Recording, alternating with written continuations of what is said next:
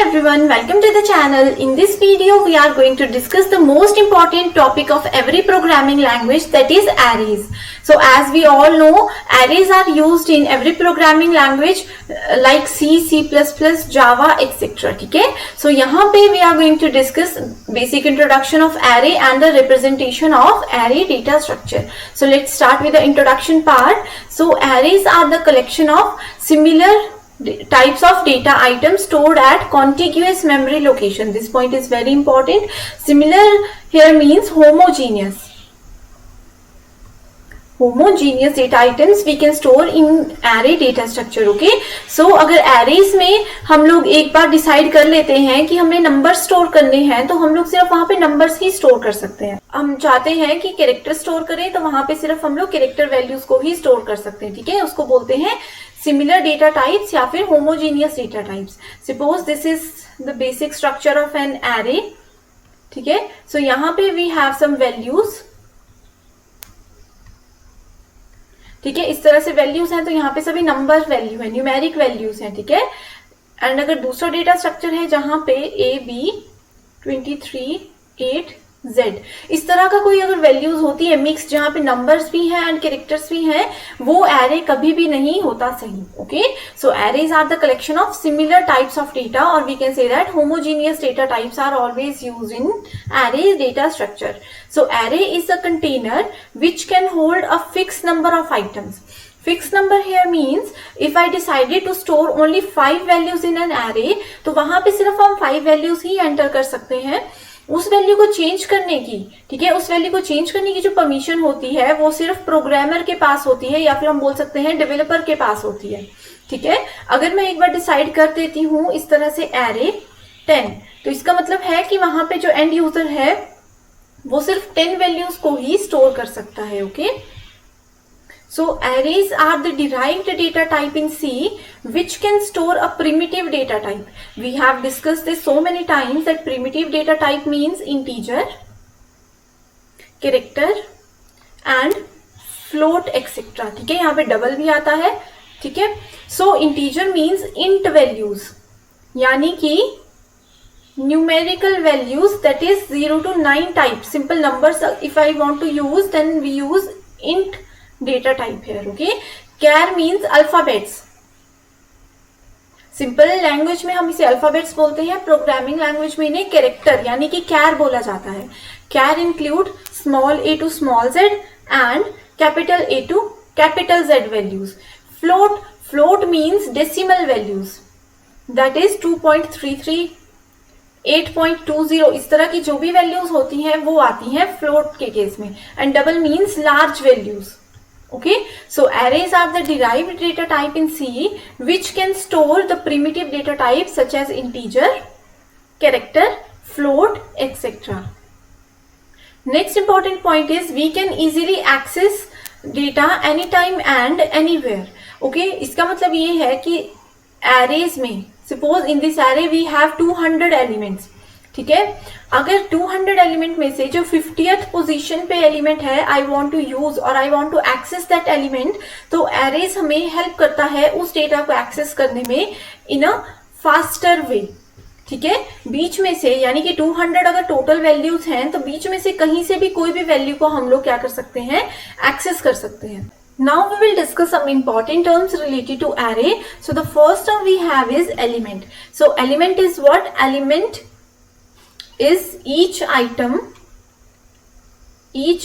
stored in an array is called element. Okay, next point is index. Index is what? It is used to identify the element. It is used to identify the elements present in the array. ठीक है, सो एक example की help से मैं आप लोगों को बता देती हूँ. Suppose this is an array and we have some values. In array we have some values like 20, 10, 15, 8, 30 and 40. ठीक है, so all these are the values. ठीक है, इनको हम लोग वैल्यूज बोल सकते हैं या फिर एलिमेंट्स बोल सकते हैं. ठीक है, each item stored in an array. इस एरे में जो भी आइटम स्टोर है उस चीज को बोलेंगे हम लोग element. Right, next point is index. Index is what? It is used to identify the element. It is each location of an element in an array has a numerical index. ठीक है, index is always a numerical value starting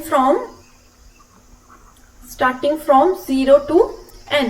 n यहाँ पे कोई भी value हो सकती है. अब जैसे इधर इस केस में बात करते हैं तो एरे 0, 1, 2, 3, 4, 5. सो यहाँ पे n की वैल्यू क्या है? 5 है.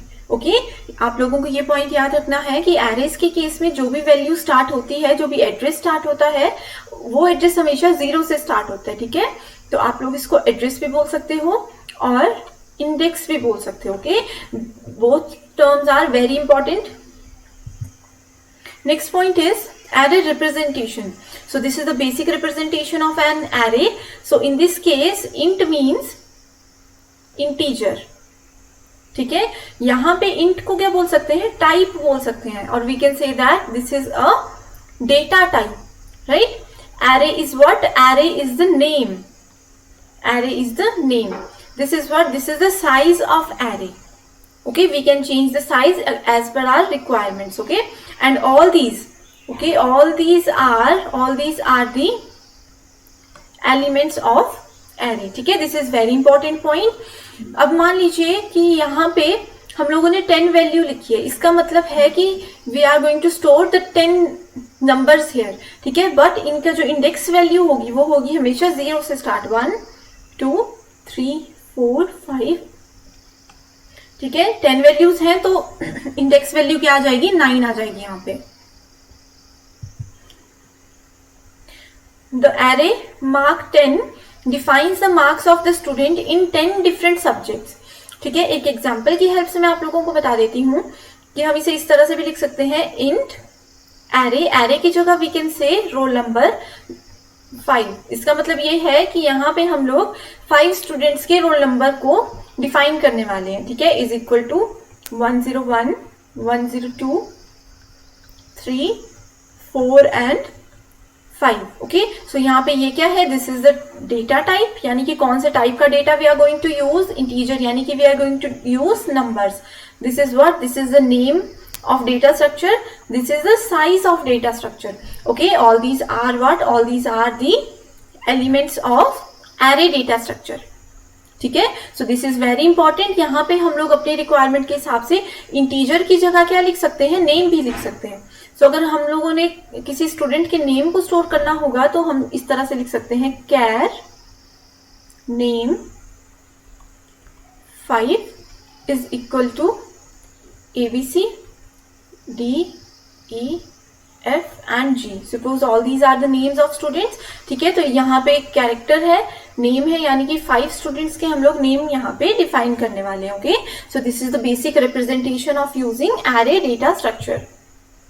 I hope you understand each and every point. In the next video, we will discuss some programs related to array data structure. I hope you understand. Thank you so much.